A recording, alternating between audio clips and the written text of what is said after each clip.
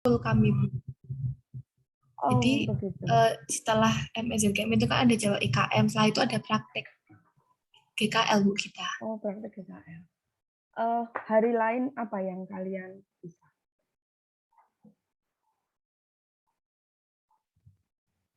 Atau Senin mungkin, Bu? Senin siang atau pagi? Iya, Sebentar ya. siang. Siang tapi ke sore sih, Bu. Oke. Oke, mungkin kalian memberi alternatif dulu sambil saya mungkin juga nego dengan unit penjaminan mutu supaya auditnya mulai jam 10 setelah mengajar di kelas ini begitu. Mana nanti yang memungkinkan nanti itu yang kita sepakati begitu ya. Baik, Bu Purna. Ya. Baik, itu yang kedua. Yang ketiga, saya kira seperti kemarin sudah dimulai oleh Bu Ima, maka nanti ada penugasan. Saya hanya satu tugas, tetapi bobotnya cukup besar karena kalian secara komprehensif menyusun makalah mengenai gangguan metabolisme dan nanti mempresentasikannya. Sebelum itu nanti juga ada kuis, 2 kali kuis begitu untuk materi yang akan kita pelajari di session kedua setelah ujian tengah semester ini. Gitu. Apakah ada komentar atau mungkin hal yang perlu disampaikan sebelum nanti kita lanjut masuk ke materi mengenai metabolisme lipid?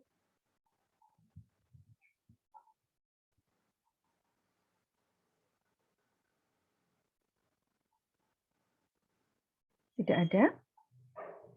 Oke, kalau tidak ada, kita langsung masuk ke materi saja ya. Bu Purna akan share screen materi yang sudah saya unggah di e-learning, yaitu overview begitu mengenai metabolisme lipid, terutama pada tahap awal yaitu pencernaan, absorpsi, dan transport. Ya. Apakah sudah bisa dilihat?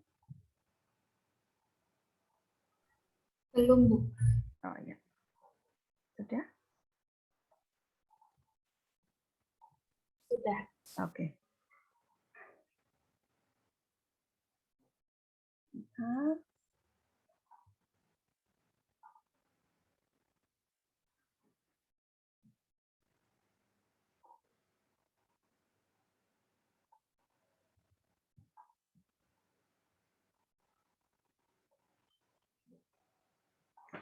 Iya, ini komputernya masih dingin, ini lambat banget. Sebentar ya, sabar.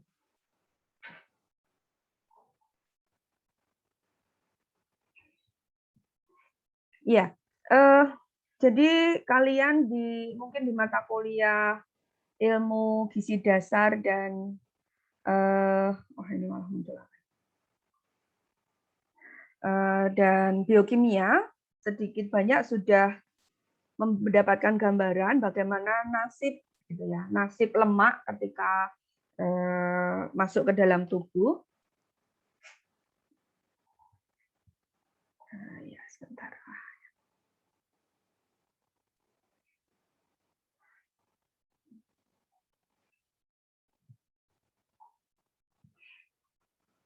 Sejak dari pencernaan awal yaitu di mulut, gigi keligi, lidah gitu ya.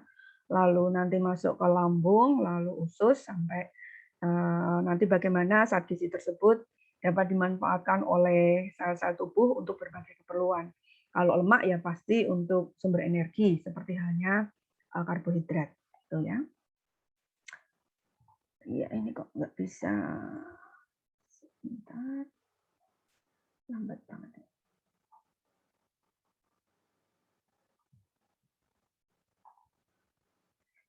Kalau ukuran segitu nyaman nggak di layar kalian? Atau kalian bisa sambil buka apa namanya? Bu, bisa terlihat jelas. Nggak apa-apa ya. Nanti kalau nanti bisa muncul yang slideshow ya syukur. Kalau enggak selama masih bisa diikuti ya enggak apa-apa. Kalian bisa juga melihat file kalian masing-masing. Ya. Nah, ini outline materi keseluruhan dari lipid, metabolisme lipid. diawali dengan pencernaan, penyerapan, dan transport lipid, kemudian oksidasi asam lemak atau sering lebih populer dikenal dengan beta oksidasi. Lalu kita akan mengenal senyawa-senyawa keton atau badan keton yang juga sangat penting di dalam kita memahami secara keseluruhan mengenai lipid ini. Kemudian biosintesisnya bagaimana? Kalau oksidasi itu kan pemecahannya, gitu ya, katabolismenya. Nah, anabolismenya itu adalah biosintesis asam lemak. Kemudian pengaturan metabolisme asam lemak.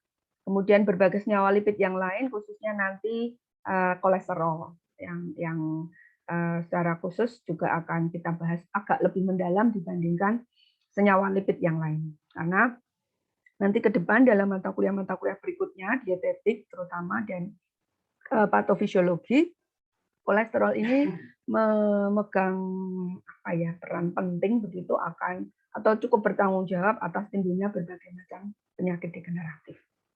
Itu kurang lebih outline mengenai metabolisme lipid. Kemudian yang kedua, atau kita masuk ke materi lipid sekedar mengingatkan kembali kalian mengenai apa itu senyawa lipid dan bagaimana tubuh merespon akan adanya asupan atau intake lipid ini sebagai salah satu sumber zat gizi yang di satu sisi sangat diperlukan oleh tubuh, tetapi di sisi lain juga perlu diwaspadai karena beberapa senyawa lipid tadi bertanggung jawab atas munculnya penyakit-penyakit degeneratif. Ya. Lipid, terutama lemak, ini merupakan sumber energi yang sangat efisien, gitu ya, dibandingkan dengan zat gizi makro yang lain seperti karbohidrat dan protein, di mana untuk bobot yang sama 1 gram itu kurang lebih 9,1 kalori yang bisa dihasilkan, atau untuk menggampangkan hitungannya ya 9, gitu ya, dibandingkan dengan karbohidrat dan protein yang hanya menghasilkan 4. Ya. Kemudian dari sisi yang lain, sejumlah lemak, terutama lemak yang esensial ya. Jadi lemak itu jangan diberi cap selalu negatif begitu ya. Menu rendah lemak, menu bebas lemak itu nampaknya kan sekarang menjadi bahan kampanye yang banyak dimanfaatkan oleh aneka produsen makanan gitu. Tetapi lemak itu esensial dalam jumlah dan jenis tertentu itu sangat dibutuhkan oleh tubuh. Terutama yang berkaitan dengan asam lemak esensial. Kalian tahu apa asam lemak esensial itu? Apa saja?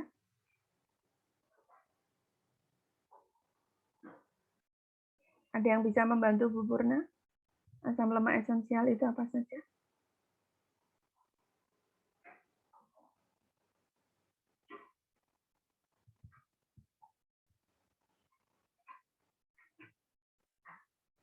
Renanda mungkin masih ingat apa saja asam lemak esensial?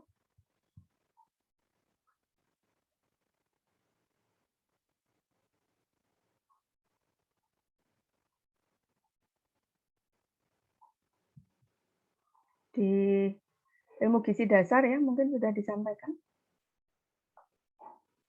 Renanda hadir tak? Renanda?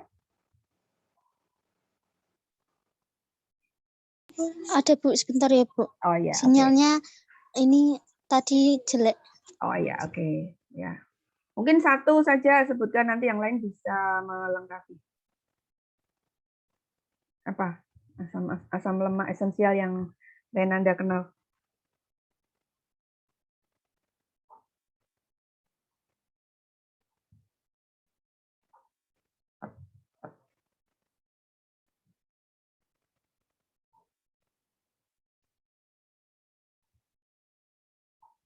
Seingatnya saja, nggak usah nyari-nyari dulu.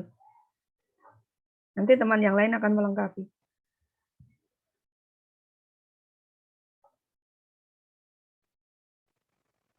Gimana, Renanda?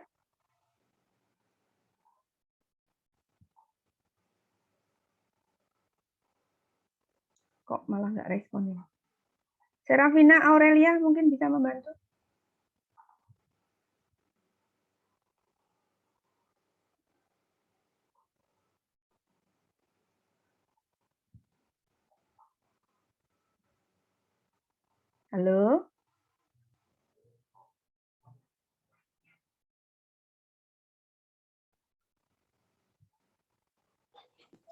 Ya Bu, maaf Bu, tadi Mm-mm. hilang sinyalnya. Ya, gimana sekarang? Asam linolenat Bu. Mm-mm. Oke, 1.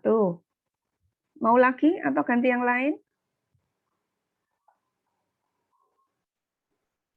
Silakan yang lain melengkapi.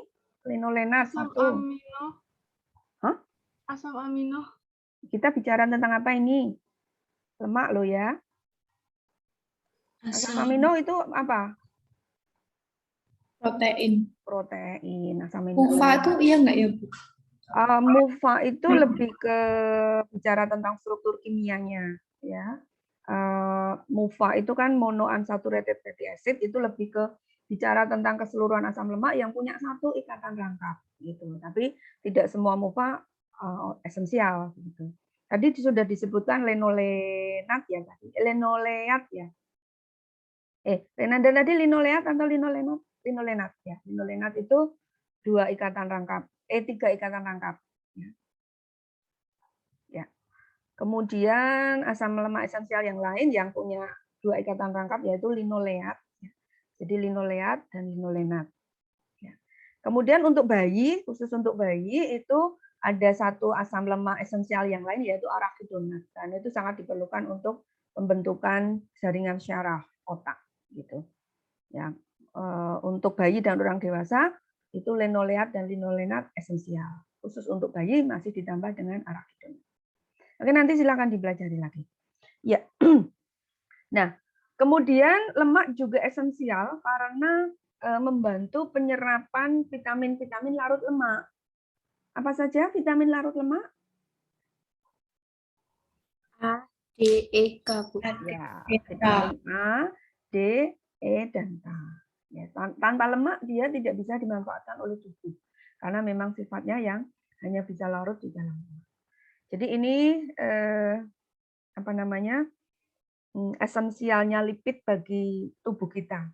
Kemudian lipid juga penting karena menjadi senyawa simpanan atau cadangan. Jadi tubuh kita itu tidak menyimpan cadangan energi apa namanya kelebihan energi itu disimpan dalam bentuk lipid, dalam bentuk lemak dan minyak, bukan dalam bentuk protein atau karbohidrat. Karbohidrat iya, tapi itu sedikit sekali, hanya untuk penggunaan jangka pendek, misalnya untuk kerja yang sifatnya sprint begitu ya. Ketika kalian kerja keras, kerja berat, sementara belum ada asupan dari luar berupa makanan, maka seketika tubuh memanfaatkan cadangan glikogen dalam otot dan hati begitu untuk suplai energi.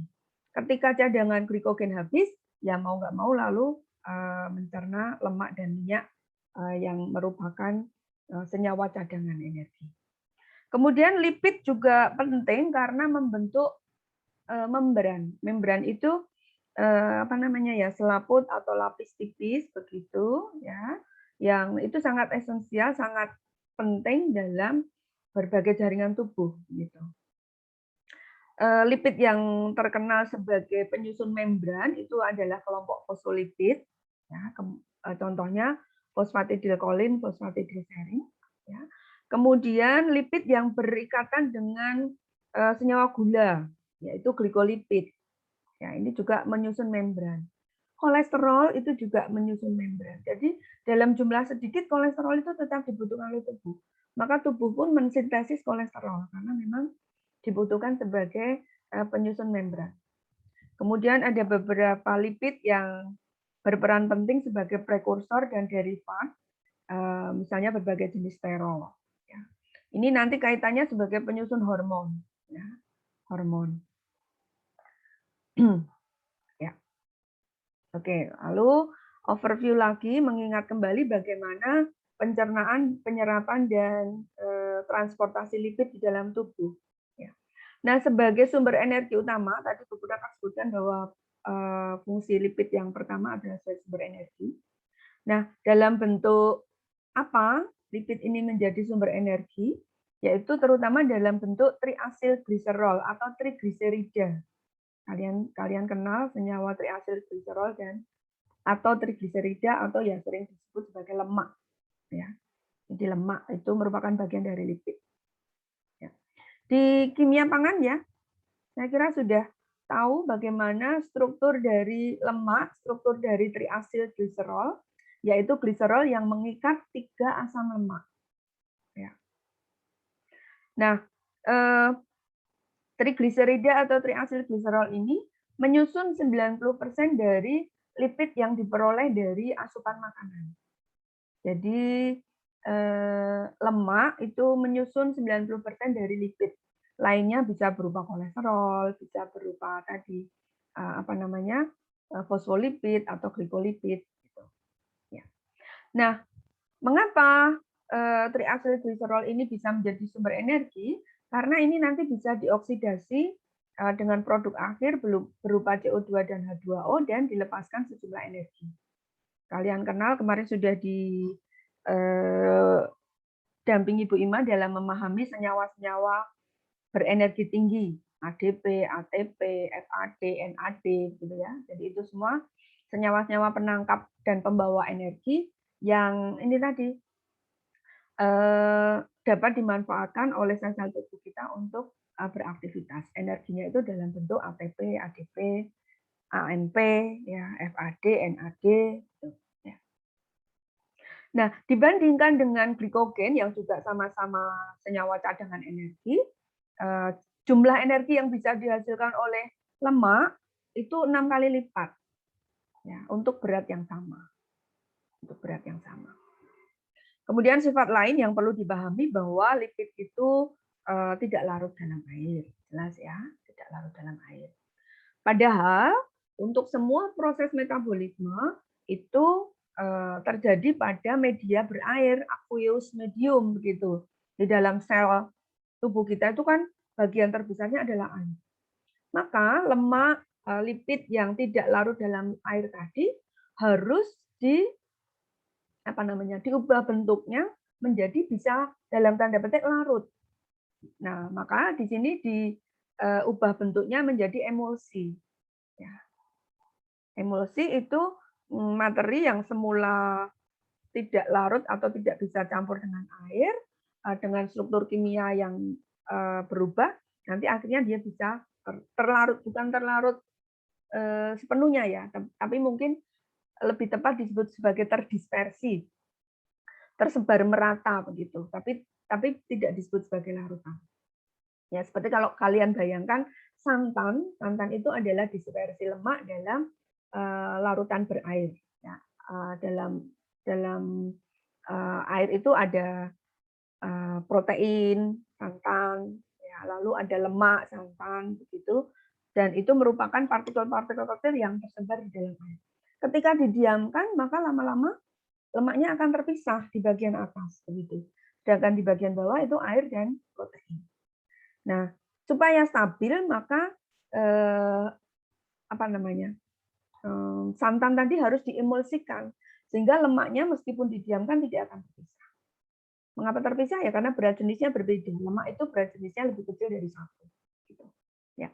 Nah, untuk di dalam tubuh yang bisa mengemulsikan sehingga lemak itu bisa dalam tanda petik larut dalam air, yaitu adalah senyawa-senyawa yang dihasilkan oleh kelenjar empedu berupa asam atau garam empedu. Ya. Maka di dalam usus halus ketika lemak sudah dicerna untuk bisa dimetabolisme lebih lanjut di dalam usus halus itu diemulsifikasikan dengan garam atau asam empedu. Ya. Nah, karena sifatnya tadi yang tetap tidak larut dalam air tadi, maka pencernaannya itu ada di interface. Interface itu bagian antara bagian yang suka air dengan bagian yang tidak suka air. Gitu. Di water interface. Lalu tadi Bu Purna sudah menyampaikan bahwa lemak sebagai lipid mayor yang masuk ke dalam tubuh melalui makanan, itu struktur kimiawinya adalah triasil gliserol. Jadi gliserol yang mengikat 3 asam lemak. Nah, di dalam pencernaan untuk tubuh bisa memanfaatkan energi yang ada di dalam asam lemak itu, maka triasil gliserol itu harus dipecah. Harus dilepaskan asam lemaknya. Dipotong begitu ya. Jadi ada gliserol, yang mengikat 3 asam lemak, ya, di ujung atas, tengah, dan bawah, begitu. Nah, itu yang dipotong paling mudah adalah di bagian 1 dan 3 dulu. Sehingga nanti hasil pemecahan dari triacylglycerol itu adalah apa namanya? Gliserol yang mengikat 1 asam lemak dan 2 asam lemak bebas. Ya. Jadi ini gliserol yang mengikat asil pada posisi 2. Ya. Jadi ini urutannya di senyawa asil nomor 3 dulu yang dilepas, sehingga masih tersisa gliserol yang mengikat 2 asam lemak pada posisi 1 dan 2. Kemudian pada posisi 1 dilepaskan asam lemaknya, sehingga tinggal asil gliserol yang mengikat pada posisi 2. Nanti akan kita lihat bagaimana posisi-posisinya itu. Ya. Oke, kita kembali ke bagaimana lemak itu dicerna. Ya. Ketika masuk ke dalam tubuh melalui mulut, pada saat kalian mengunyah makanan berlemak, maka sesungguhnya sudah memulai dengan bukan memecah ya, tetapi memperkecil ukuran lemak itu menjadi apa yang disebut sebagai globula, butiran-butiran lemak butiran-butiran lemak yang berukuran kecil. Itu sudah mulai terbentuk. Ya. Kemudian butiran globula ini atau lemaknya itu diemulsifikasi seperti tadi sehingga dapat tanda petik terlarut di dalam air, ya. Lalu proses selanjutnya masuk ke dalam lambung, kemudian di dalam usus halus. Ya. Ada banyak enzim ya yang bisa membantu ini tadi pemecahan triacylglycerol atau trigliserida menjadi asam lemak bebas dan gliserol, yaitu senyawa lipase. Kalian sudah tahu senyawa enzim itu diakhiri dengan ase dan diawali dengan senyawa apa yang dipecah. Itu salah satu cara penamaan enzim. Lipase berarti enzim yang memecah atau membantu reaksi pada lipid. Nah, di dalam perjalanan pencernaan makanan sejak dari mulut sampai nanti usus itu ada berbagai macam jenis lipase. Kalau yang ada di mulut itu disebut lingual lipase, ya, lingual lipase. Kemudian di lambung ada gastric lipase, gastric lipase. Kemudian di pankreas ada pancreatic lipase. Nah, lipase pankreas inilah yang paling aktif atau paling intensif prosesnya. Jadi yang paling intensif pemecahan lipid ini yaitu dengan bantuan enzim lipase dari pankreas. Kemudian masuk ke usus halus ada intestinal lipase. Sampai di sini ada pertanyaan atau ada yang belum dipahami sebelum kita masuk ke tadi struktur trigliserida atau triacylglycerol itu seperti apa?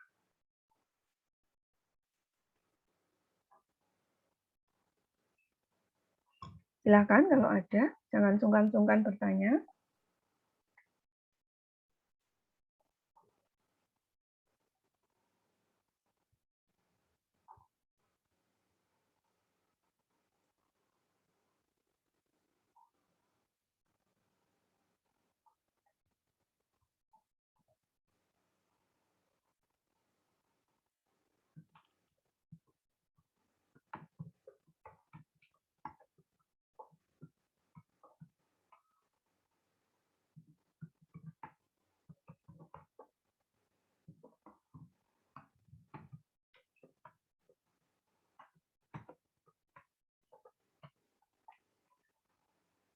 Tidak ada? Oke, kalau tidak ada, sekarang kita lihat bagaimana lipid, terutama lemak, triacylglycerol itu bisa dipecah, dibebaskan asam lemaknya. Karena nanti yang digunakan sebagai sumber energi itu asam lemaknya itu. Gliserolnya itu tidak menjadi sumber energi. Gliserol nanti bisa dimanfaatkan untuk sintesis senyawa yang lain atau sintesis ulang lemak juga bisa. Ya. Nah, tadi Bu Puna sebutkan bahwa yang paling dominan itu adalah kerja dari enzim-enzim lipase pankreas. Ya, pankreas. Nah, ini strukturnya, jadi ini gliserol. Nah, gliserol itu senyawa dengan 3 atom karbon seperti ini ya. Lalu ada 3 asam lemak yang diikat.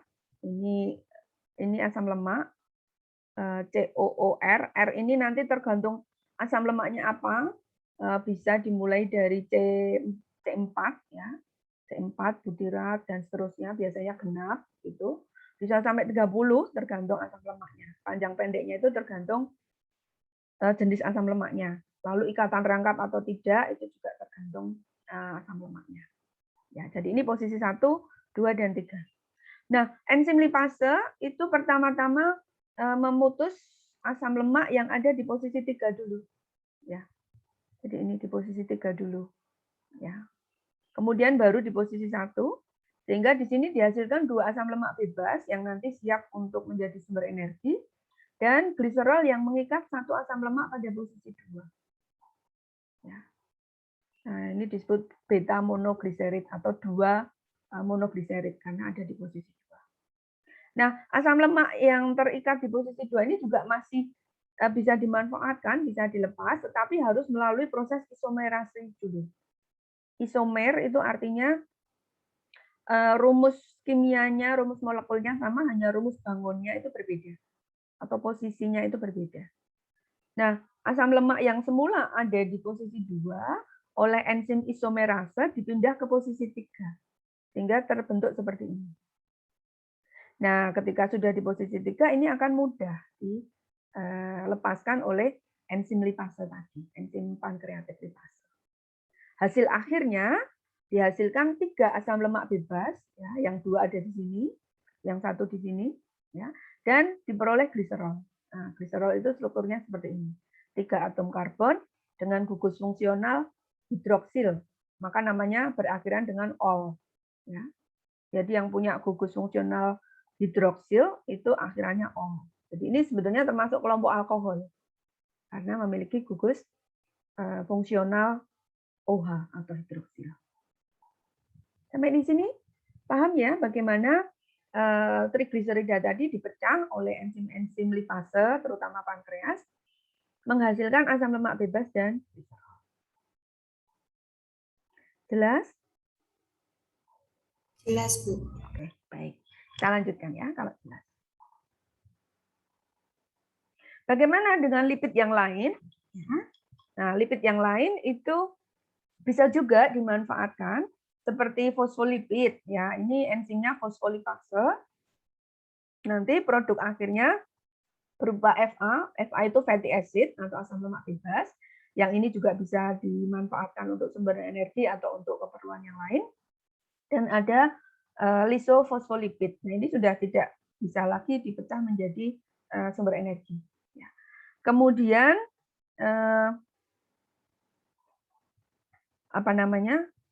Oh ya, intestinal phospholipase may complete the hydrolysis of lisofosfolipid. Mungkin ya, kemungkinan ya, may. Jadi kemungkinan masih dilanjutkan pemecahannya oleh enzim fosfolipase yang ada di dalam usus halus.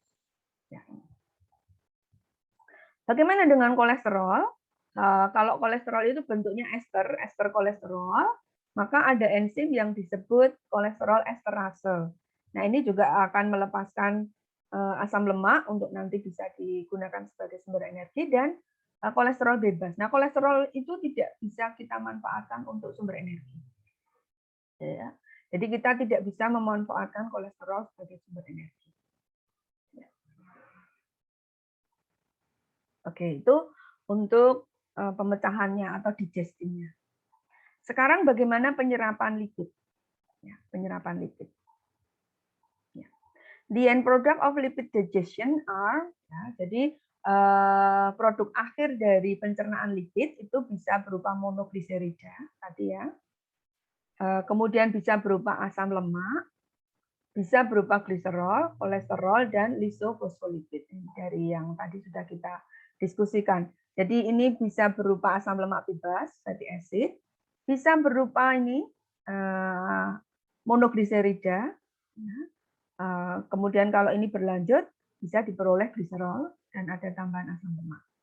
Dari fosfolipid bisa dihasilkan asam lemak bebas, kemudian lisofosfolipid.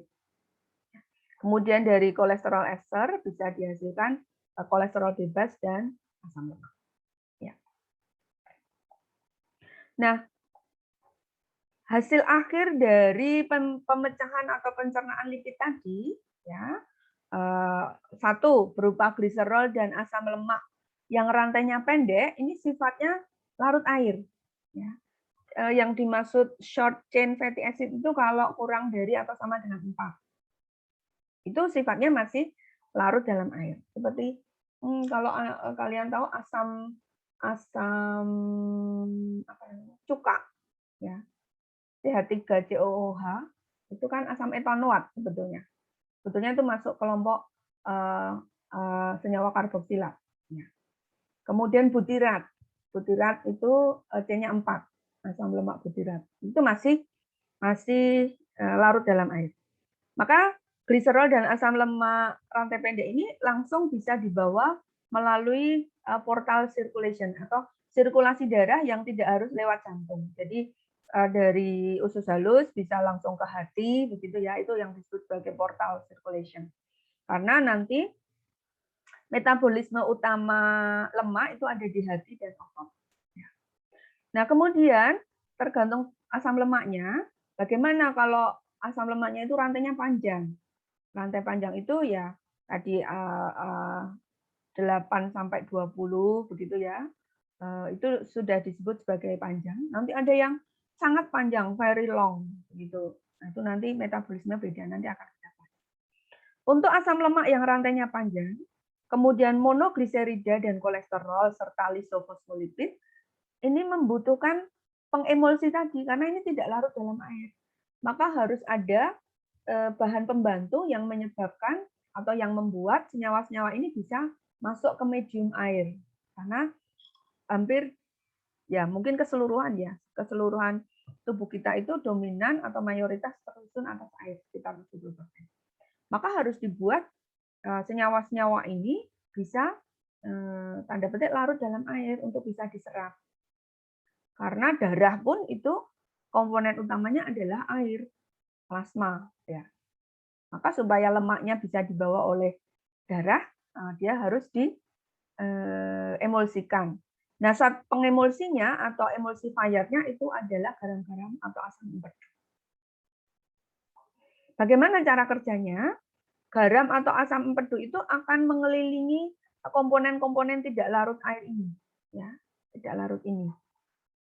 Karena apa? Karena garam empedu ini memiliki sisi polar dan sisi non polar. Sisi polar itu sisi yang larut dalam air, sisi non polar itu sisi yang larut dalam lemak.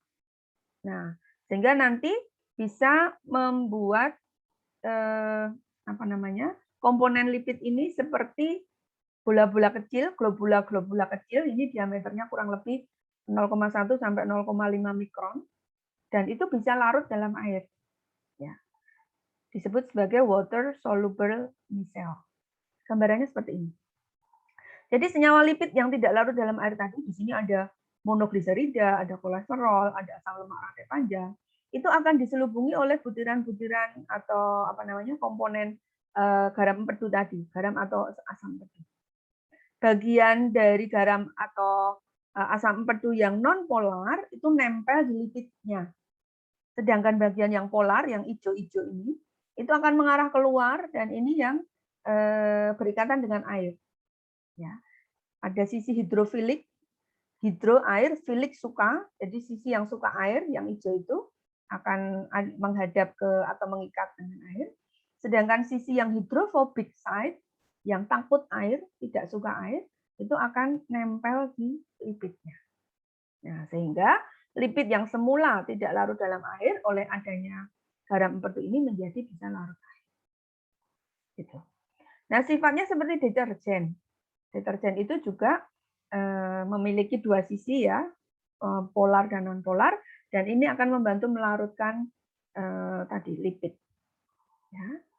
helps solubilize and absorbs lipids in the gut. Jadi membantu melarutkan dan menyerap lipid di dalam usus halus. Siapa produsen garam atau asam empedu ini ya? Liver. Produsennya itu liver, dibuat di hati. Nah, kemudian disekresikan dan disimpan di kantung empedu. Ya. Biasanya berupa konjugat atau berikatan dengan glisin atau taurin. Jadi berupa garam ya. Hati memproduksi asam empedu, lalu membentuk konjugasi atau ikatan dengan asam aminoglisin atau taurin, lalu disimpan di dalam kantung empedu. Nanti ketika ada asupan atau intake lipid yang perlu diemulsifikasikan di usus, nah kantung empedu ini akan mengeluarkan garam atau asam empedu ini untuk membuat emulsi. Jadi ini ya, from gallbladder secreted into small intestine where lipid digestion and absorption mainly takes place. Jadi pencernaan dan absorpsi lemak itu terutama terjadi di intestin, di usus halus. Maka di sini kantung empedu akan mensekresikan ini tadi, garam atau asam empedunya untuk membantu emulsifikasinya. Baik, sampai di sini. Apakah penjelasan Bu Purna bisa dipahami ataukah masih ada yang perlu diperjelas atau ada yang perlu didiskusikan? Silakan. Mudah dipahami, Bu. Sudah ya? Baik, syukurlah. Makasih Rosi konfirmasinya. Oke, kalau begitu lanjut. Ya. Nah, sekarang kita lanjutkan nasib selanjutnya gitu ya dari lipid ini, bagaimana dia akan dicerna lebih lanjut, diserap untuk nanti pada tingkat sel itu di metabolisme. Ya. Ya. Nah, asam-asam lemak bebas yang tadi sudah dihasilkan pada saat digesti atau pemecahan triasilgliserol atau trigliserida tadi, kemudian selanjutnya diaktifasikan membentuk asil koenzim A. Jadi ada proses atau reaksi pengikatan asam lemak itu ini RCOOH, jadi gugus fungsionalnya karboksil ya, itu diikat dengan koenzim A. Di sini diperlukan bantuan asil CoE sintetase. Diperlukan bantuan asil CoE sintetase, dibutuhkan ion-ion magnesium, kemudian dibutuhkan energi karena di sini ada ATP yang diubah menjadi AMP, adenosin monofosfat, maka pasti ada energi yang dilepaskan. Sehingga nanti bisa terbentuk asam lemak yang mengikat koenzim A atau disebut acyl CoE. Nah, jadi sebetulnya digesti lemak ini agak tidak efisien begitu ya. Jadi setelah dari usus itu dipecah oleh dimulai dari mulut, lalu tadi di lambung, lalu di usus, lemaknya dipecah menjadi asam lemak bebas oleh gliserol dan sebagainya. Nanti setelah melewati mukosa usus itu akan direesterifikasi lagi, ya. Setelah melewati usus, karena tadi ukurannya cukup besar ya, sehingga tidak bisa terserap atau melewati mukosa usus, maka harus dipecah menjadi asam lemak. Setelah dipecah menjadi asam lemak, mengikat lagi koenzim A, ya. Nah, koenzim A ini nanti akan direesterifikasi, ya, direesterifikasi membentuk trigliserida lagi, baru nanti bisa dibawa oleh pembuluh darah. Gitu. Jadi ya dipecah, digabungkan lagi, gitu ya. Oke, jadi ini kelanjutan dari proses reesterifikasi tadi, ya.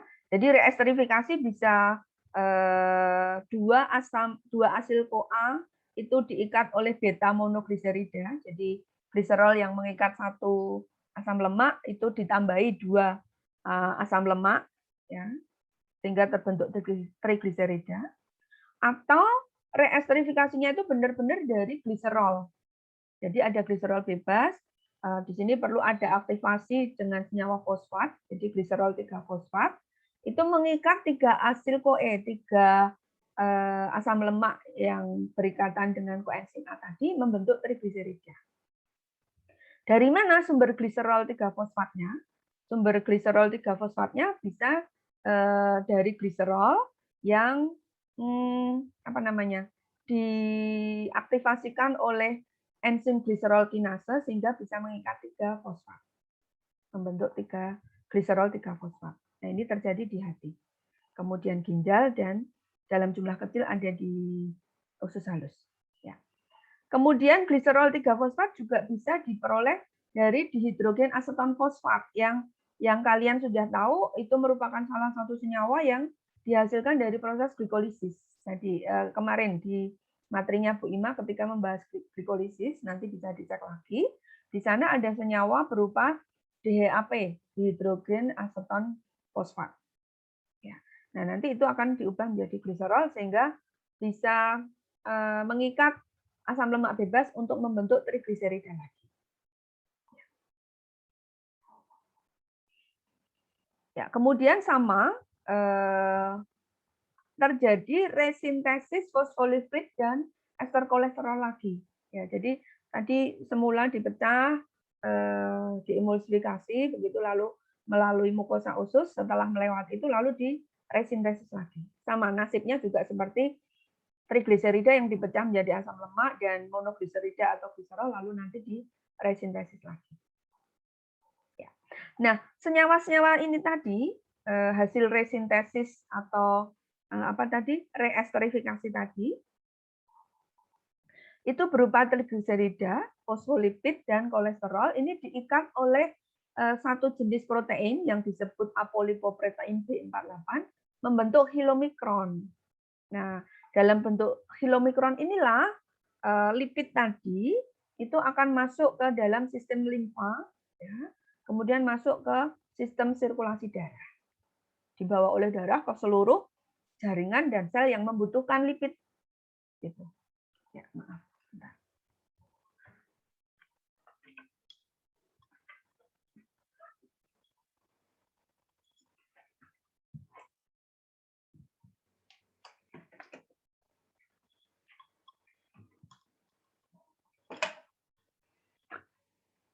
Ya, kalau bingung dengan penjelasan Bu Purna, nanti kalian ulang-ulang lagi membaca. Kalau nanti ada rekaman video ya dibuka lagi, dicermati lagi.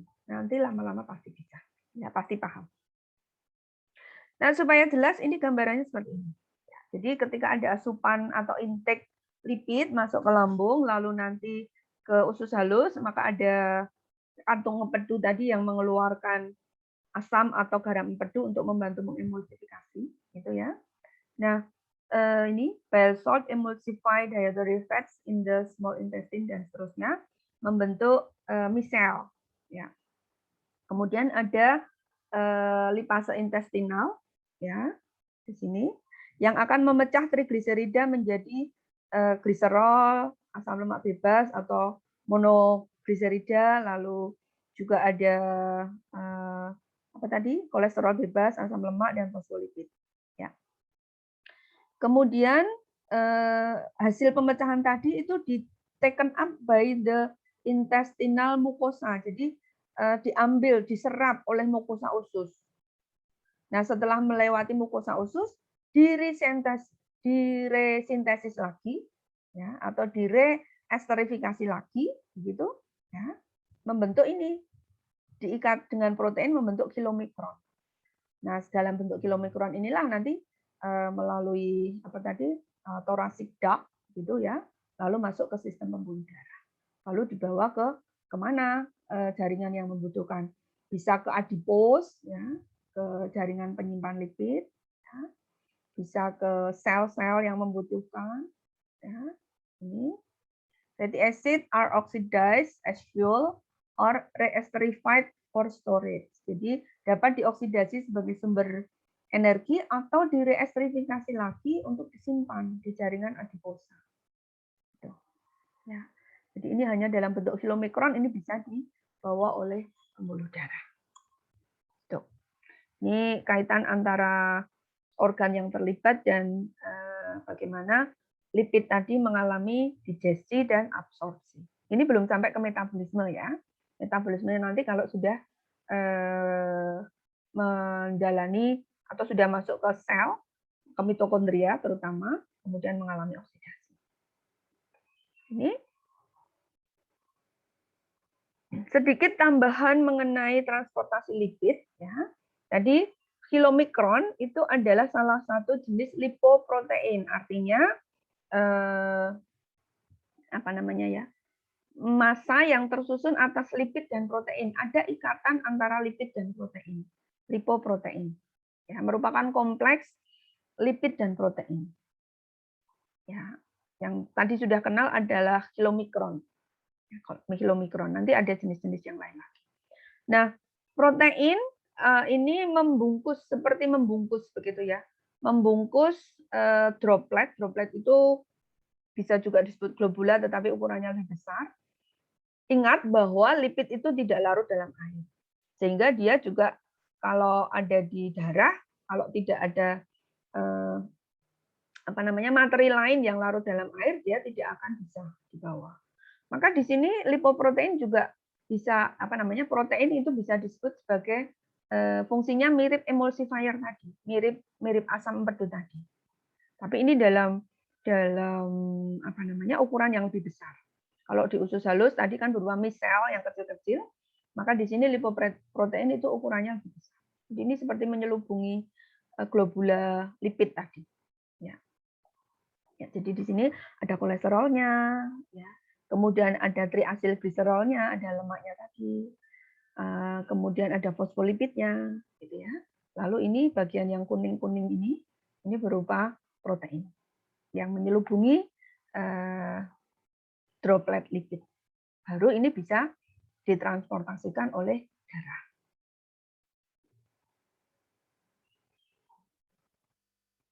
Ya. Nasib dari lipid yang kita asup itu seperti apa? Ya, ini mempertegas apa yang tadi sudah kita diskusikan. Ya. Lipid yang sudah dihidrolisis itu diabsorb oleh mukosa usus. Tadi sudah ya. Kemudian converted back to triglyceride. Jadi direesterifikasi menjadi trigliserida. Kemudian dipack ya, dikemas dalam bentuk partikel lipoprotein berupa kilomikron. Kemudian dilepaskan ke dalam saluran atau apa namanya pembuluh darah atau limfa, kemudian dibawa ke jaringan, delivered to tissue. Ya.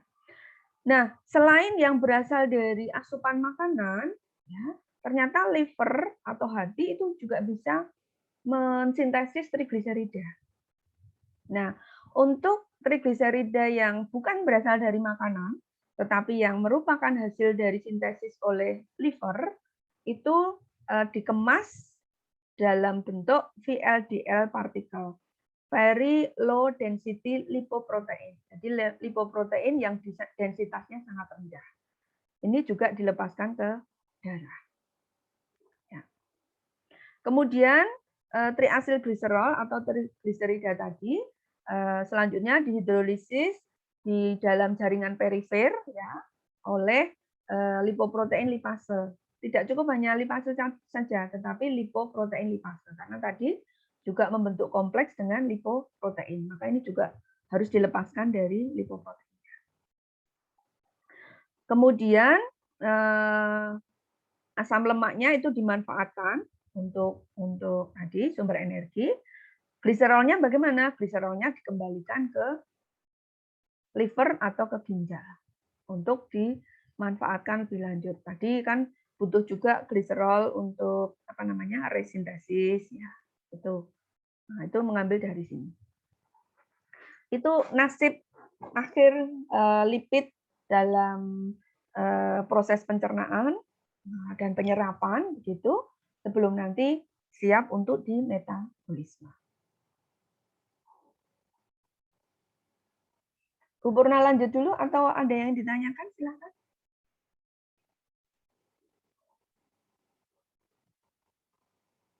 Lanjut dulu saja. Lanjut dulu.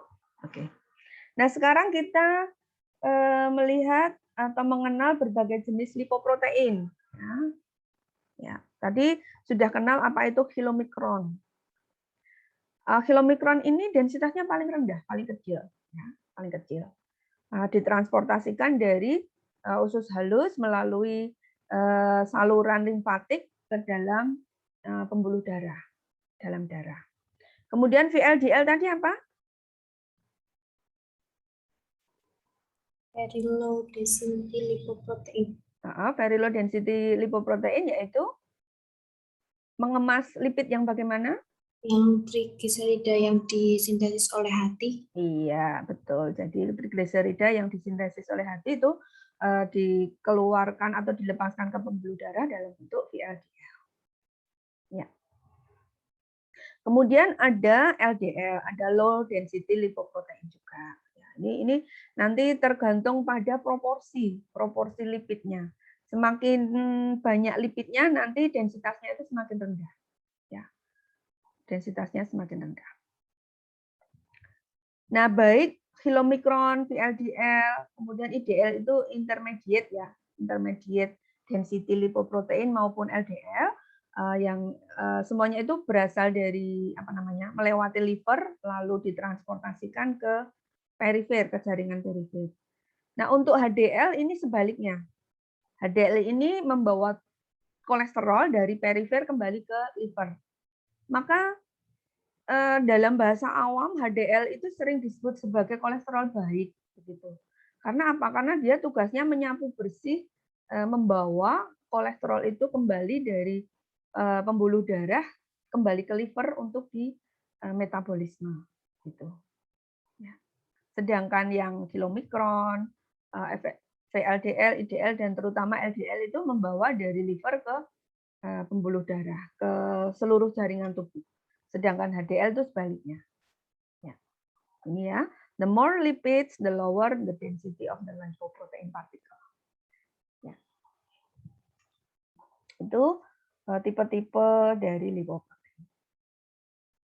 Nah, ini keterkaitan antara berbagai organ tadi, memperjelas saja bahwa ada liver, ada lipid yang berasal dari intake, ada lipid yang dihasilkan oleh atau disintesis oleh hepatik, oleh liver.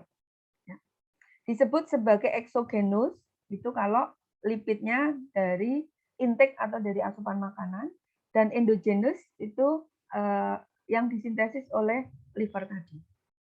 Bisa kalian lihat yang jalur merah itu yang endogenus, ya, yang jalur biru ini yang eksogen, lipid dari asupan atau dari intake makanan. Ya, memperjelas yang tadi ini ya. Nah, ya, ini sebetulnya hampir sama. Hanya kalau di sini belum membedakan mana yang disintesis oleh liver, kalau yang ini sudah. Jadi yang merah ini yang berasal dari liver, ya. Ini dikeluarkan berupa VLDL, berupa IDL, ya. Berupa LDL gitu, ya. Kemudian yang exogenous itu yang biru ini. Jadi dari intestin, dari mukosa usus dibawa ke liver dan seterusnya. Di sini ada proses metabolismenya, baru nanti dari liver itu lalu mengedarkan ke tadi jaringan adipos, ke sel-sel dan seterusnya. Ya.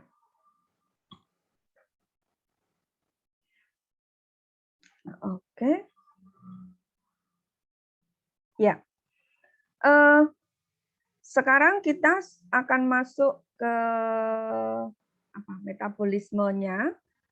Sebelumnya ada proses yang dibutuhkan supaya asam lemak itu siap untuk dimetabolisme oleh sel. Ya.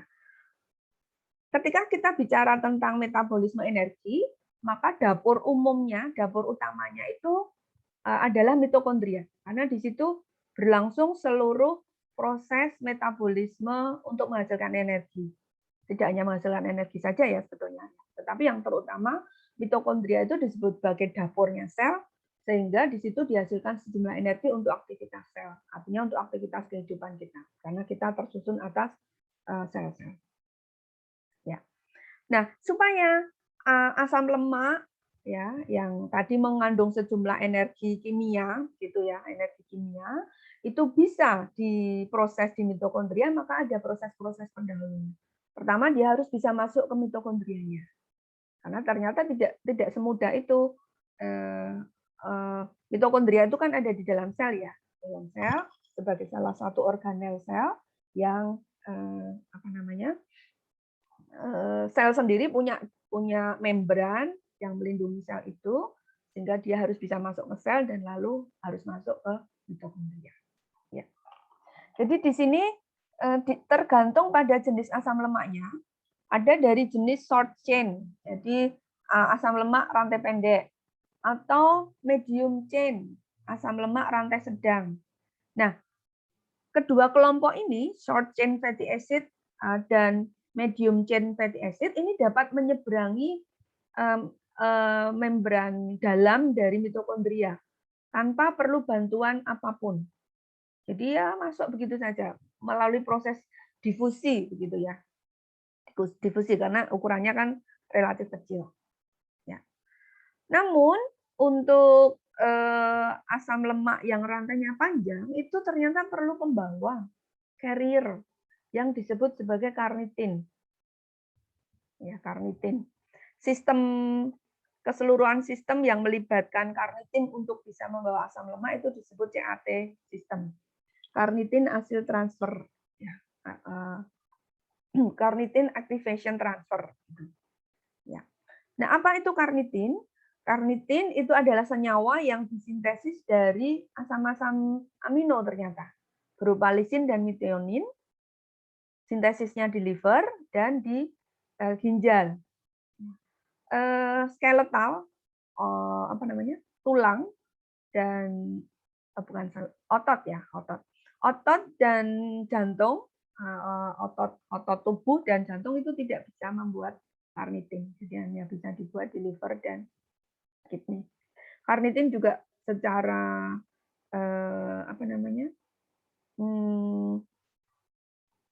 dietary itu banyak terdapat pada susu ibu, human milk.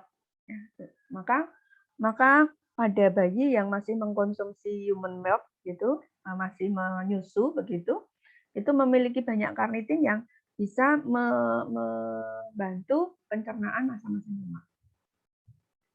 Nah, karnitin ini penting karena kalau keberadaannya kurang atau mungkin tidak ada, sehingga ya tubuh tidak bisa memanfaatkan asam-asam lemak rantai panjang, sehingga seperti powerless gitu ya, tidak punya cukup energi gitu.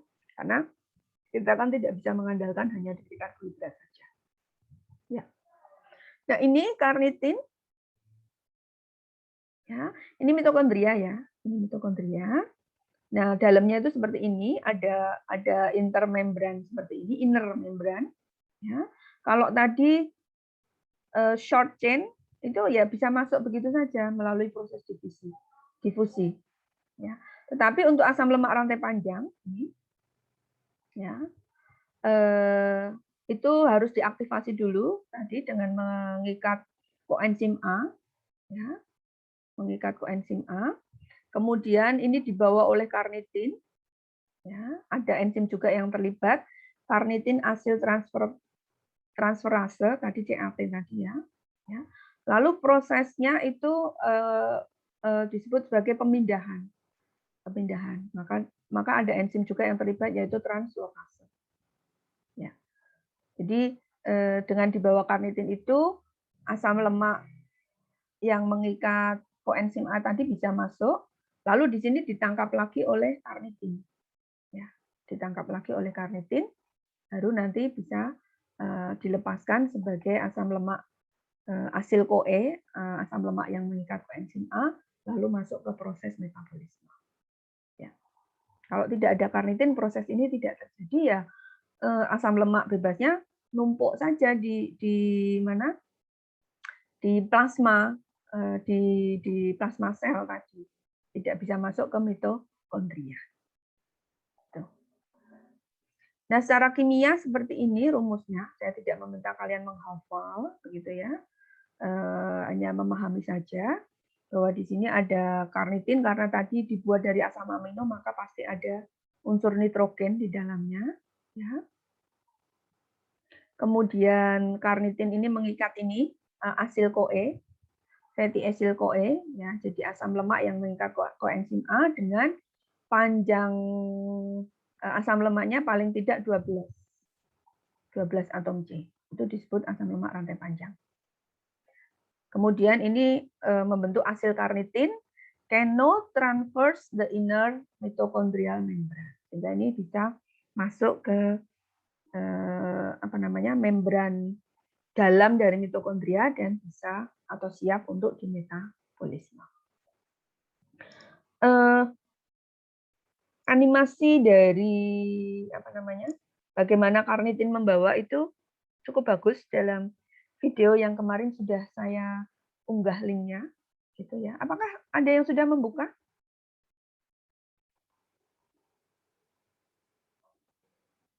Sudah ada yang membuka link videonya? Sudah, Bu. Ya, bisa paham bagaimana karnitin itu membawa, jadi semacam hanya menukar begitu saja ya, menukar hasil CoA tadi masuk ke dalam inner membrane dari mitokondria. Ya. Semoga bisa membantu kalian bisa membayangkan bagaimana toh karnitin itu membawa asam lemak rantai panjang masuk ke membran mitokondria. Ya, videonya singkat. Baik, itu untuk overview dari pencernaan, penyerapan, dan transport lipid. Apakah ada yang ingin didiskusikan? Silakan.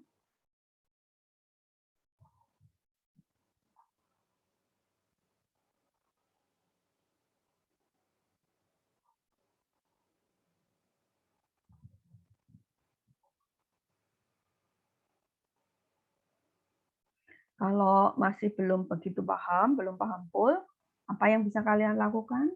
Baca lagi, buka lagi videonya. Kalau ada yang record, ya nanti ikuti lagi penjelasan sempurna. Ya.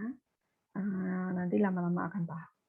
Karena ini masih relatif sederhana. Nanti pada metabolisme sudah agak lebih complicated begitu ya, bagaimana metabolisme terjadi, karena kita bicara tentang sistem enzim yang terlibat, senyawa bahannya, senyawa hasilnya, begitu ya. Lalu karena mata kuliah ini adalah metabolisme energi, juga kita bisa overview melihat bagaimana energi itu dihasilkan dari pemecahan lemak. Kalau kemarin di siklus Krebs, kalian juga sudah tahu berapa energi ATP yang dihasilkan dalam satu siklus. Ya. Kemudian protein, ya meskipun sebetulnya protein itu bukan sumber energi utama yang diharapkan karena dia punya fungsi lain yang lebih penting. Untuk hasil energi ya andalannya di karbohidrat dan lemak, lipid. Ya, gitu. Oke, tidak ada pertanyaan? Kalau tidak, kita lanjutkan ke metabolismenya, yaitu oksidasi asam lemak atau sering dikenal sebagai beta oksidasi. Mengapa disebut beta? Nanti kita lihat itu berkaitan dengan struktur atau rumus kimianya. Ya, sebentar.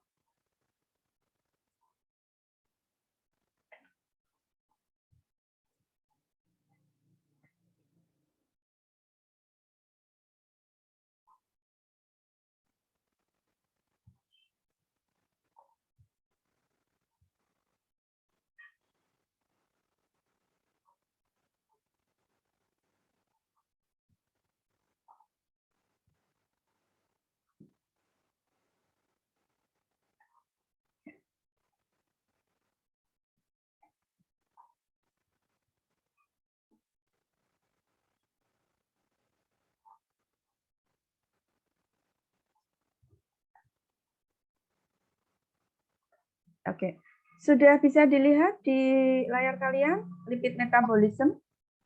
Sudah. Ya, oke.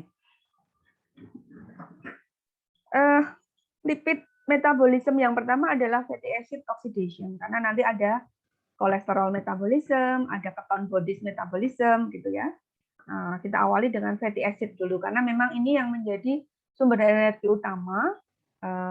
Tadi 90% asupan lipid itu berupa triacylglycerol. Triacylglycerol atau trigliserida itu yang utama menghasilkan energi adalah fatty acid-nya atau asam lemaknya. Nah, fatty acid ini selanjutnya akan mengalami proses degradasi, pemecahan melalui reaksi oksidasi. Ya. Nah, sebelumnya kita perlu lihat bahwa metabolisme dalam tubuh atau dalam sel tubuh kita itu selalu berkaitan antara satu pathway dengan pathway yang lain. Kemarin beberapa waktu lalu kalian sudah memahami, saya harapkan memahami dengan sepenuhnya mengenai metabolisme karbohidrat terutama, ya, yaitu menghasilkan energi terbesar melalui siklus Krebs. Kalau glikolisis kan hanya sedikit ya energi yang dihasilkan. Nah, asetil-CoA yang dihasilkan dari glikolisis itu nanti masuk ke citric acid cycle atau siklus TCA, tricarboxylic acid atau siklus Krebs. Nah, disinilah sebetulnya sumber energi utama itu dihasilkan.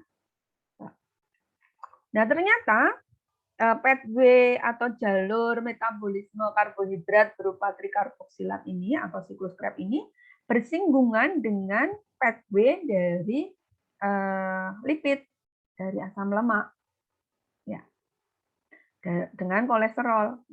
Apa yang menghubungkan? Yang menghubungkan itu asetil-CoA, asetil koenzim A. Senyawa inilah yang nanti bisa kemana-mana, bisa masuk ke siklus Krebs, ya, kemudian bisa masuk ke siklus sintesis asam lemak, ya, bisa masuk ke sintesis kolesterol, gitu, bisa masuk ke sintesis ketogenesis membentuk keton bodies. Nah, ini senyawa-senyawa lipid yang nanti akan kita bahas. Itu asetil-CoA ini yang berperan penting. Ya, jadi dari proses glikolisis ada glukosa dihasilkan pirufat lalu asetil koenzim A. Glukosa sendiri melalui proses fosfokinase begitu bisa mengikat fosfat membentuk gliserol fosfat, ya, gliserol fosfat melalui siklus DHAP tadi dihidrogen aseton fosfat, ya. Gliserol fosfat bisa berikatan dengan asetil-CoA melalui proses esterifikasi membentuk triacylglycerol. Ya. Kemudian ini mengalami proses lipolisis oleh enzim lipase, kembali bisa dilepaskan gliserol dan dilepaskan asam lemak bebas. Ya. Asam lemak bebas kalau mengalami aktivasi mengikat koenzim A bisa kembali ke sini. Ya. Lalu asam lemak yang mengikat koenzim A nanti bisa mengalami oksidasi yang akan kita bahas menghasilkan asetil-CoA. Asetil-CoA menjadi bahan utama lipogenesis, pembentukan asam lemak membentuk asam lemak. Asetil-CoA menjadi bahan utama pembentukan kolesterol. Dan selanjutnya nanti membentuk steroid, membentuk hormon, gitu ya. Asetil-CoA juga menjadi bahan dari pembentukan keton bodies. Asetil-CoA bisa kembali masuk ke siklus Krebs. Ini persinggungan antara fat metabolism pathway dengan pathway yang lain, terutama dengan siklus Krebs, ya, dengan kolesterol, dengan keton bodies. Ya. Ya. Nah, ketika bicara tentang metabolisme, maka kita juga perlu ingat bahwa ada organ-organ yang terlibat di dalamnya, jaringan-jaringan yang terlibat di dalamnya, ya. Untuk metabolisme lemak itu yang terutama adalah liver, ya. Kemudian ini ya liver, kemudian otot, ya, muscle, ya. Kemudian ada jaringan adipos, jaringan penyimpan lemak. Ya. Kemudian pasti melibatkan pembuluh darah karena transportasi lipid itu ya melalui pembuluh darah. Apa yang terjadi di liver? Yang terjadi di liver itu terutama adalah oksidasi lemak, kemudian produksi keton bodies, badan-badan keton, gitu, dan ini juga terjadi sintesis trigliserida untuk kemudian diekspor tadi ya, VLDL tadi, ya, diekspor ke jaringan-jaringan yang membutuhkan. Pada otot apa yang terjadi? Nah, pada otot ini terutama memanfaatkan lipid, lemak ya, memanfaatkan lemak dan keton sebagai sumber energi. Ya, di sini juga berarti ada oksidasi lemak. Ya. Kemudian pada jaringan adipos, penyimpan lemak ya, di sini ada stores fats and S-triacylglycerol ya. Jadi menyimpan lemak dalam bentuk triacylglycerol atau trigliserida. Kemudian melepaskan asam lemak kalau tubuh membutuhkan sumber energi dari lemak itu. Ya. Jadi selama masih bisa menggunakan karbohidrat ya karbohidrat. Ya. Kemudian untuk pembuluh darah atau darah, selain tadi mentransportkan lipid ini dalam bentuk apa tadi lipoprotein, apa namanya? Di sana ada RBC, red blood cell, ya, red blood cell. Nah, apakah red blood cell ini juga membutuhkan lipid? Ternyata tidak, karena red blood cell yang matang itu tidak memiliki mitokondria. Ya. Di otak pun juga karena tidak terdapat cukup enzim untuk memanfaatkan lipid ini sebagai sumber energi. Maka untuk red blood cell, sel darah merah dan otak itu sumber energinya tidak menggunakan lipid. Jadi di sini darah lebih sebagai media transportasi saja untuk membawa lemak itu ke seluruh tubuh sesuai dengan kebutuhan masing-masing. Ya, oke itu pengantarnya. Sekarang kita masuk ke oksidasinya, pemecahannya, jalur pemecahan asam lemak. Tadi Bu Purna sudah menyampaikan bahwa dapur sel itu adalah mitokondria. Di sanalah terjadi pemecahan asam lemak.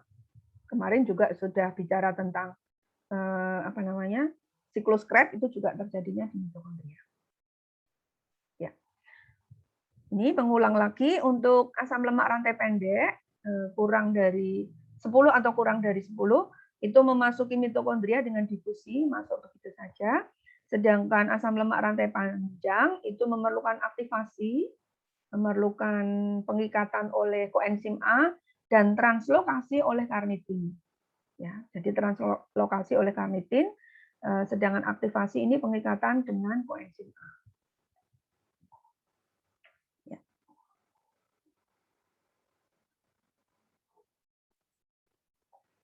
Oke. Kita awali dulu dengan apa itu aktivasi asam lemak. Ya. Jadi tadi asam lemak disebut teraktivasi itu jika mengikat koenzim A atau CoA.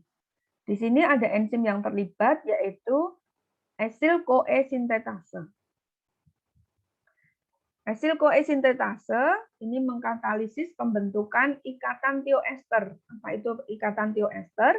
Yaitu ikatan antara asam lemak dengan koenzim A. Nah, ikatan tioester ini ternyata adalah ikatan yang membutuhkan energi sangat tinggi. Jadi untuk memecah lemak itu diawali dengan butuh energi dulu. Ya, tujuan memecah lemak tadi kan mendapatkan energi. Tetapi tahap awal yaitu tahap aktivasi pun ternyata sudah butuh energi. Begitu. Ya. Jadi tioester links are high energy bond. Jadi merupakan ikatan energi tinggi. Maka enzim tadi acyl-CoA sintetase ini menggunakan energi dari ATP. Jadi harus punya modal ATP dulu. ATP-nya dari mana? Ya banyak. Kemarin kalian mempelajari glikolisis dan siklus Krebs, itu kan dalam rangka mendapatkan ATP. Ya. Nah, ATP ini diperlukan untuk membentuk ikatan tioester. Ya.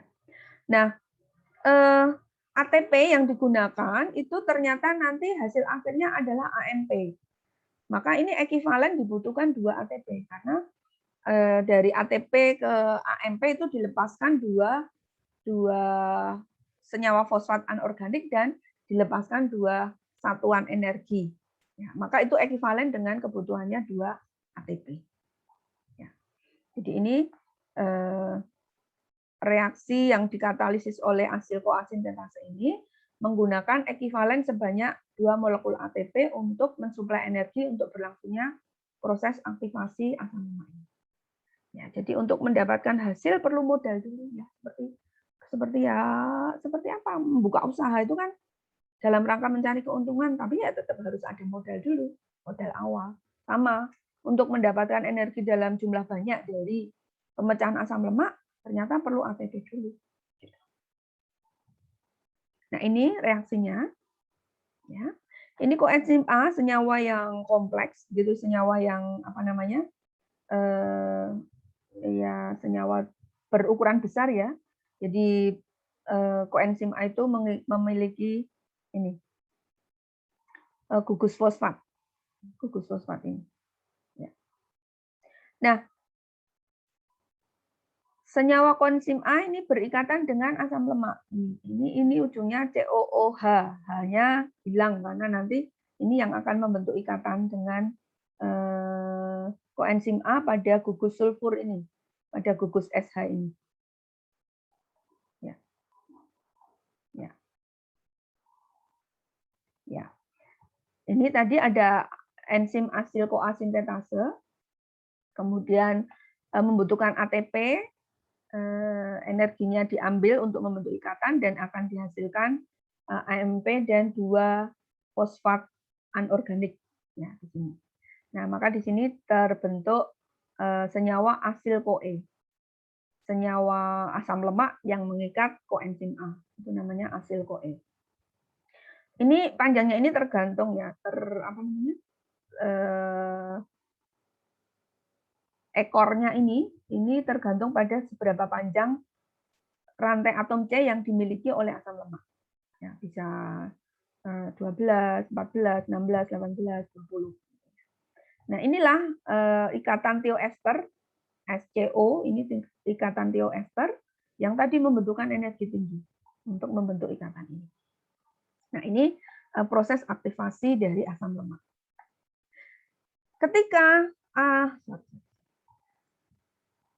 Ketika asam lemak itu sudah teraktivasi, artinya sudah mengikat koenzim A, maka dia harus masuk ke mitokondria.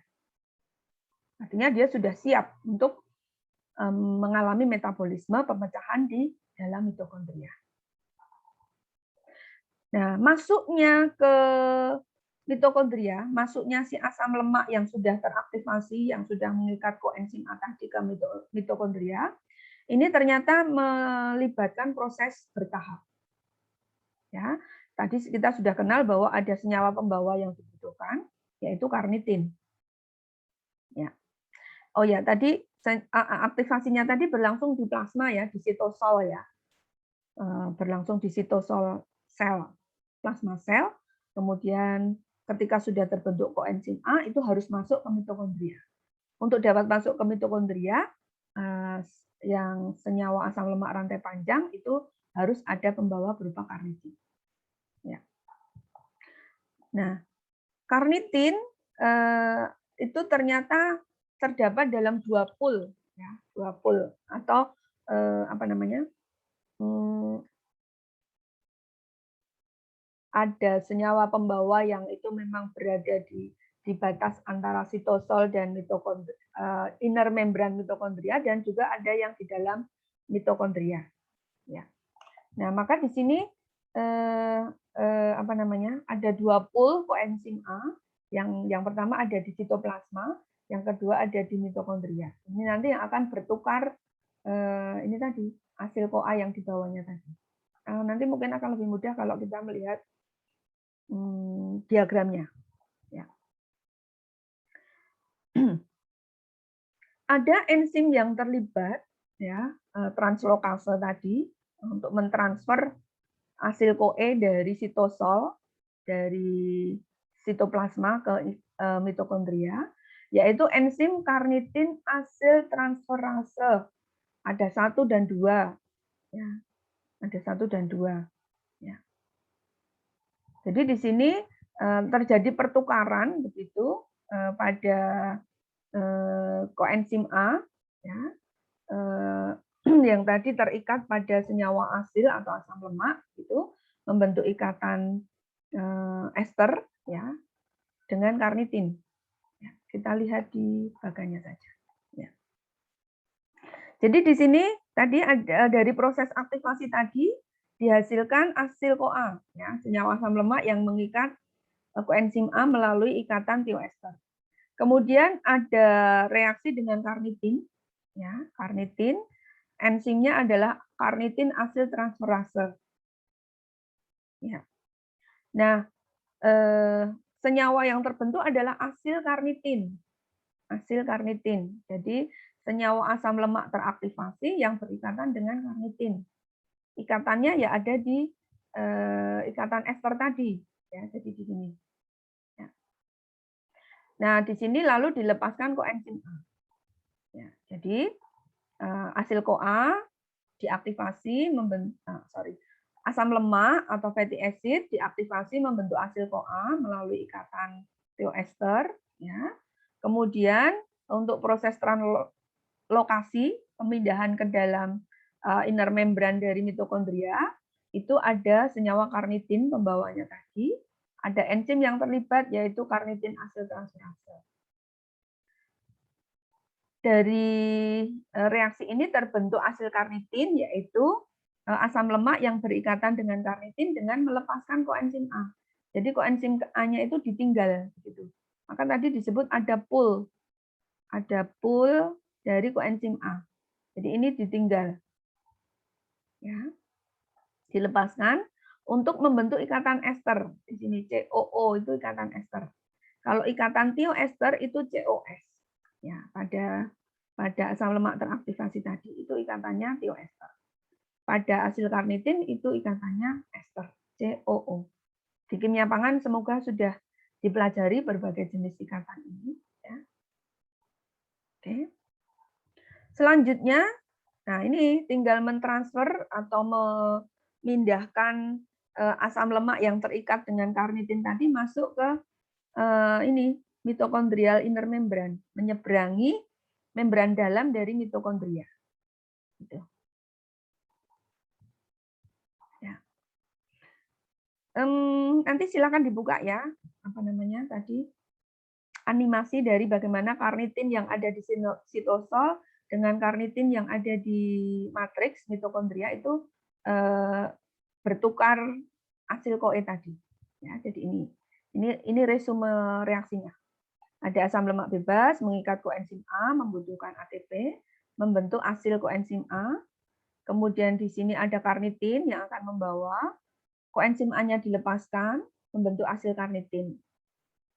Kemudian untuk bisa menyeberang di sini karnitinnya akan memasukkan hasilnya tadi, ya, memasukkan hasilnya tadi untuk ditangkap oleh karnitin. Ya, untuk ditangkap oleh karnitin, membentuk lagi asil karnitin, gitu, ya, membentuk hasil karnitin, baru nanti enzim karnitin asil transferase ini yang akan melepaskan karnitinnya, lalu terbentuk kembali asil CoA, gitu ya. Jadi ini hanya tukar-tukaran saja, mengikat asil CoA, koenzim A-nya dilepas mengikat karnitin, lalu dibawa ke dalam, karnitinnya dilepas. Hasilnya itu ditangkap oleh karnitin membentuk asil karnitin, lalu kembali lagi berikatan dengan koenzim A, karnitinnya lepas, terakhir terbentuk asil koenzim A untuk nanti siap di oksidasi. Gitu. Nah, ketika proses pembawaan oleh karnitin ini tidak diperlukan energi. Jadi energi itu hanya dibutuhkan pada saat ini, pada saat pembentukan atau pengikatan asam lemak bebas dengan koenzim A membentuk asil CoA. Ini butuh energi tinggi, 2 setara dengan 2 ATP. Setelah itu tidak, ya, setelah itu tidak dibutuhkan energi. Jadi no energy is added or lost during the transport process. Jadi tidak ada energi yang ditambahkan maupun yang dihasilkan maupun yang hilang pada saat proses transportasi atau translokasi asil CoA ini ke dalam mitokondria.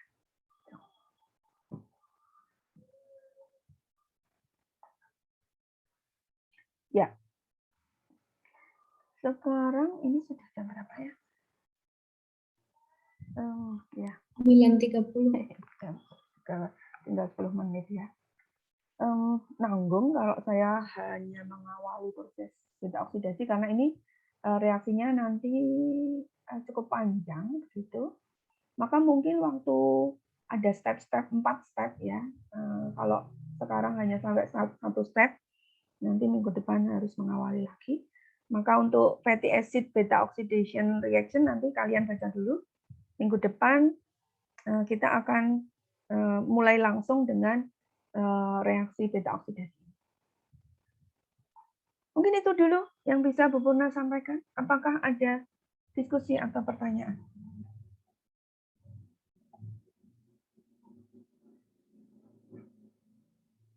Tidak ada, Bu. Tidak ada. Ya. Untuk presensinya, Bu, jadi Oh ya, silahkan kalian menuliskan di chat npm _nama _hadir. Gitu. Ya. Oke. Ya, untuk mempelajari metabolisme energi zat gizi makro ini kalian sungguh diperlukan pemahaman di mata kuliah sebelumnya, yaitu biokimia dan kimia pangan ya. Karena kita bicara tentang ikatan, tentang senyawa fungsional, tentang reaksi-reaksi yang kemarin sudah diperkenalkan di biokimia, begitu untuk memperdalamnya itu. Maka ya silakan dibuka lagi materi-materi yang sudah diperoleh dari mata kuliah sebelumnya. Karena tidak mungkin Bu Purna akan menjelaskan senyawa fungsional lagi secara detail. Harapannya dari kimia pangan tentu kalian sudah memperoleh bekal. Ya, tuh.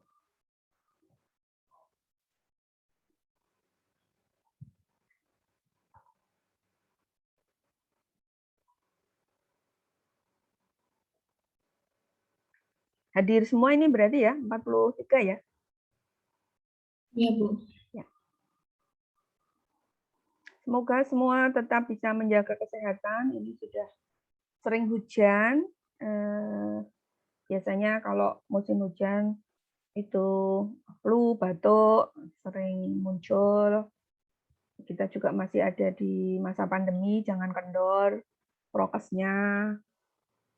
Ya, kalau nggak perlu banget ya nggak usah kemana-mana. Kalau harus kemana-mana ya tetap disiplin begitu. Karena meskipun mungkin sudah melandai, kejadiannya sudah sangat turun, tapi kita perlu waspada. Ya. Tidak usah Mary ya, aku belum pernah kena COVID kok. Tidak usah ya, tidak usah ada pemikiran seperti itu. Ya. Lalu nanti seperti rencana semula, kalian di semester 3 nanti juga ada praktik luring, PSG, dan ujian GKL kalau tidak salah. GKL ya, yang bakery itu dilaksanakan di kampus. Maka mungkin mulai sounding kepada orang tua untuk bisa memberi pemahaman, meskipun nanti juga ada Google Form yang harus diisi begitu mengenai kesanggupan untuk mengirim kalian belajar luring. Ya, adik-adik kita yang SMP, SMA saja sudah mulai luring ya, meskipun datangnya gantian. Maka kita juga akan memanfaatkan momentum landainya COVID ini dengan pembelajaran luring, tentu dengan prokes yang tetap yang ketat di kampus. Gitu. Semoga nanti kita bisa dengan baik berproses, ya, sehingga pengalaman-pengalaman belajar langsung. Kalian belum pernah lihat kampus ya? Ya mungkin beberapa sudah yang kemarin karena keperluan tertentu, tapi berinteraksi langsung dalam pembelajaran bersama. Ya sayang kalau tidak melewati proses itu, karena memang sebagai calon tenaga kesehatan, praktik-praktik lab, praktik-praktik klinik itu ya bisa tercapai optimal kalau terjun langsung gitu. Daring semacam ini ya oke dalam beberapa hal, tapi tetap memiliki kekurangan, kompetensinya tidak bakalan tercapai secara lengkap kalau tidak ada pembelajaran luring. Baik, sudah presensi semua? Baru 42. Ada satu. Aduh.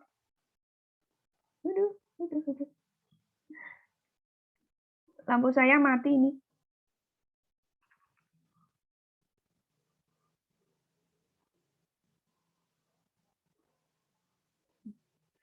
Apakah saya masih bisa ditangkap?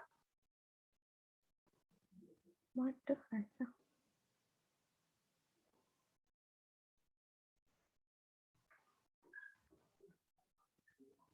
Waduh.